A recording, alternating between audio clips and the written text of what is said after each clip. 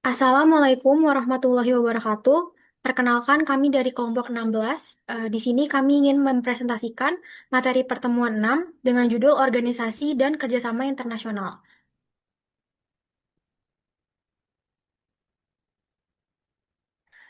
Untuk itu, perkenalkan anggota kelompok, yaitu pertama saya sendiri, Salsabila Arsya Putri dengan NIM 64222 515. Selanjutnya, saya Felda Ananta dengan NIM 64222 556. Saya Dia Ayu Puspita dengan NIM 64222 586. Saya Sabilah Mafuri dengan NIM 642222567. Saya Heri Kuncoro dengan NIM 64222 546.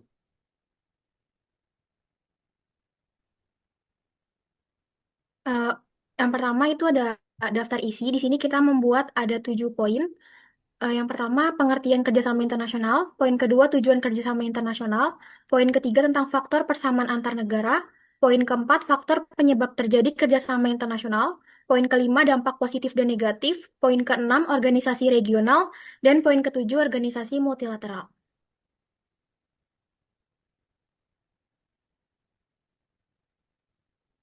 Pengertian kerjasama internasional. Kerjasama internasional merupakan hubungan antar negara yang mempunyai tujuan berdasarkan kepentingan nasional. Setiap negara yang melakukan kerjasama. Kerjasama terjadi dikarenakan terdapat berbagai macam masalah nasional, regional, maupun global yang muncul sehingga memerlukan perhatian tidak hanya dari satu negara, menurut Marzukoh dan Azizah tahun 2023. Oleh karena itu, interaksi antar negara menjadi penting agar terciptanya keseimbangan dan saling ketergantungan yang dapat mendukung stabilitas pembangunan global. Lebih lanjut, menurut Asep Setiawan dan kawan-kawan tahun 2024, kerjasama internasional tidak hanya sekedar membuat perjanjian atau menjalankan kegiatan bersama, tetapi juga melibatkan mekanisme kelembagaan, regulasi, dan pembagian manfaat yang adil antar pihak yang terlibat.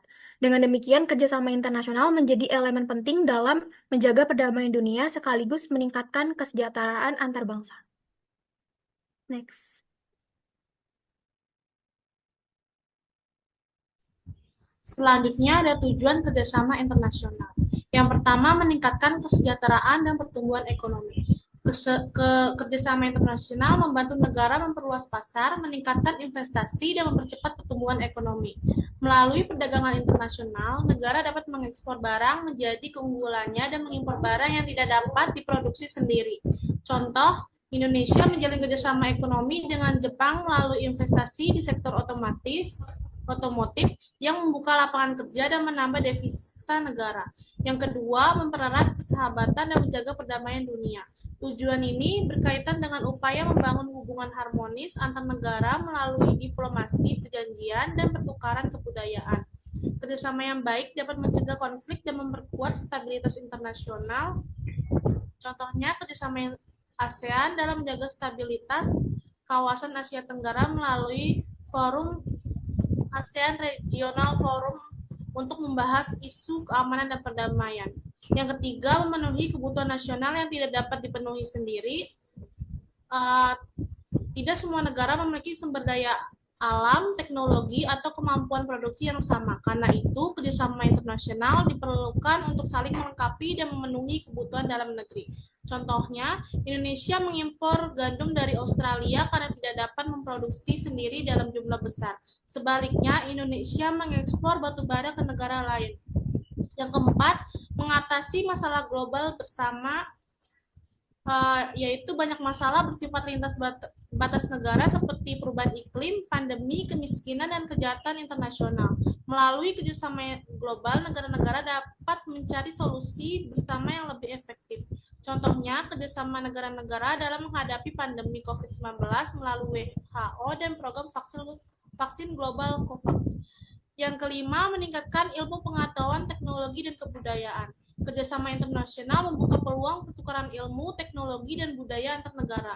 Hal ini membantu percepatan inovasi dan pengembangan sumber daya manusia. Contoh, pertukaran pelajar dan program beasiswa internasional seperti LPDP dan Erasmus Plus yang memperkuat hubungan akademik antar negara. Yang keenam, menjaga stabilitas politik dan keamanan. Melalui kerjasama diplomatik dan pertahanan, negara dapat menjaga stabilitas politik serta mengantisipasi ancaman keamanan lintas negara seperti terorisme atau konflik perbatasan. Contohnya, kerjasama Indonesia dengan Australia dalam bidang keamanan maritim untuk mencegah penyeludupan dan pelanggaran batas laut.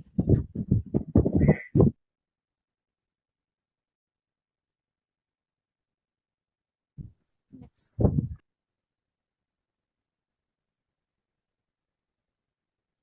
Selanjutnya, faktor persamaan antar negara. Menurut Angela Riley dan kawan-kawan, kerja sama internasional terjadi karena adanya persamaan antar nilai-nilai universal dan tantangan global yang dihadapi bersama. Persamaan tersebut menjadi faktor utama yang memperkuat hubungan antar negara dalam membangun tatanan dunia yang damai dan saling menguntungkan.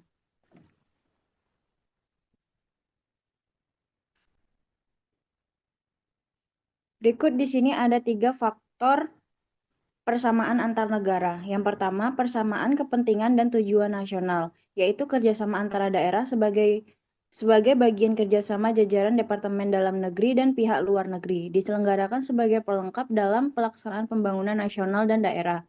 Yang kedua, persamaan kedudukan hukum dan kedaulatan, yaitu presiden dalam membentuk perjanjian internasional sebagai kepala negara maupun kepala pemerintahan. Pelaksanaannya dapat dilakukan oleh pejabat lain yang kedudukannya baik dilihat dari hukum nasional maupun hukum internasional, diakui sebagai berwenang mengadakan perundingan dan penandatanganan suatu perjanjian atau persetujuan internasional, baik menurut hukum internasional maupun hukum nasional Indonesia. Pejabat yang berwenang mengadakan perjanjian internasional selain kepala negara dan kepala pemerintahan adalah Menteri Luar Negeri.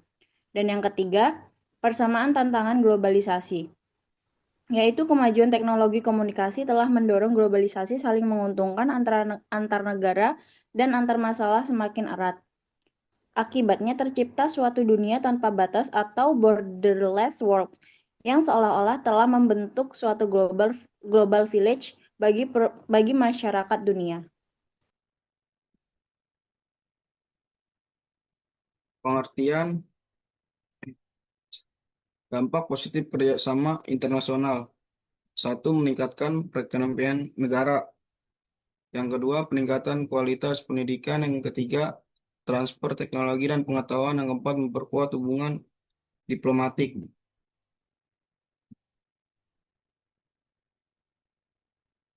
Dampak negatif kerjasama internasional, ketergantungan. Yang pertama, ketergantungan ekonomi. Yang kedua, dominasi produk asing. Yang ketiga, persaingan tidak sehat. Yang keempat, gaya hidup konsumtif. Yang kelima, intervensi asing.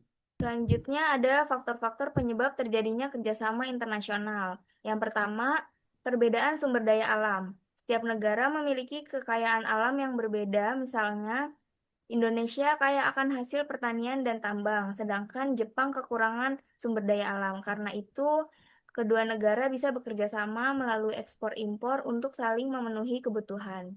Yang kedua, perbedaan kondisi geografis dan iklim. Negara dengan iklim tropis menghasilkan komoditas seperti kopi, teh, dan karet, sementara negara beriklim dingin menghasilkan gandum dan susu. Perbedaan ini menimbulkan saling ketergantungan antar negara.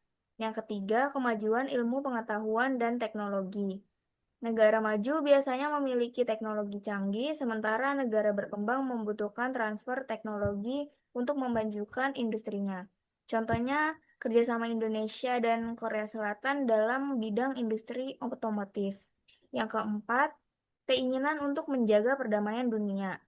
Perang dan konflik merugikan semua pihak, sehingga negara-negara berusaha menjaga stabilitas global. Contohnya, kerjasama melalui Perserikatan Bangsa-Bangsa untuk mencegah perang. Yang kelima ada globalisasi dan keterbukaan ekonomi dunia. Globalisasi membuat batas antar negara semakin terbuka dalam perdagangan, pendidikan, budaya, dan teknologi. Negara perlu bekerja sama agar tidak tertinggal dan tetap kompetitif di pasar global.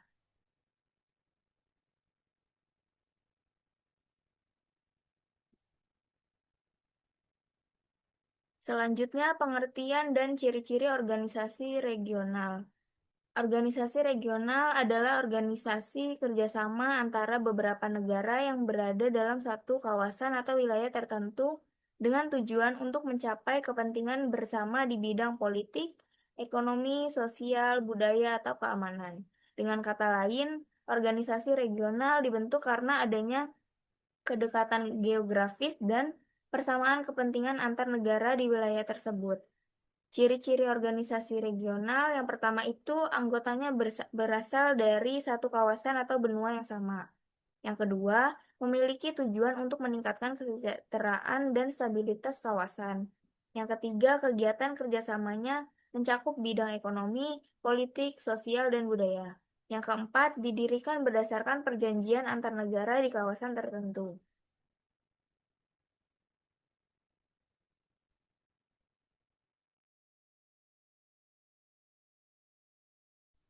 Selanjutnya ada pengertian organisasi multilateral. Organisasi multilateral adalah organisasi kerjasama internasional yang anggotanya terdiri dari 3 negara atau lebih. Organisasi ini dibentuk untuk mencapai tujuan bersama dalam berbagai bidang seperti ekonomi, politik, keamanan, sosial, dan lingkungan. Contoh organisasi multilateral terkenal adalah PBB, WTO, ASEAN, dan WHO. Contoh dari prinsip organisasi multilateral yaitu setiap anggota memiliki hak dan kewajiban yang tidak hanya berdasarkan kesepakatan khusus antar 2 negara saja, melainkan berdasarkan norma yang berlaku terhadap semua pihak secara kolektif. Next.